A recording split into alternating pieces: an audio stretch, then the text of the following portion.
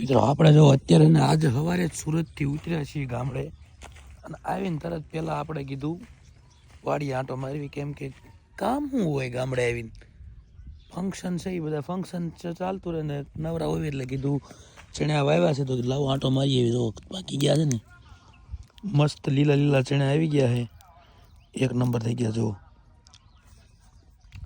આજ રાતે આનો પાત્રો પાડી દેવાનો મતલબ કે આજ રાતે પ્રોગ્રામ થઈ જાય છે, કેમ કે બધા આમ થાય પાર્ટી ભેગી થવાની છે, બધા મતલબ કાકા દાદાના ભાઈઓ બધા ભેગા થાય એટલે ખબર છે બધાને કે ભાઈ આપણી વાડીએ ચણ્યા છે એટલે બધા ભોગી જ જાય ને. જો ચણ્યા વાવે આપણે હળંગ દેખાય ને ત્યાં સુધી આપણે ચણા વાવેલા છે. છેઠ થાંભલો જઈ રહ્યો ને થાંભલાવાળી લાઈનમાં આપણો શેઠો આવે છે ત્યાં સુધી હળંગ ચણ્યા છે આગળ સુધી.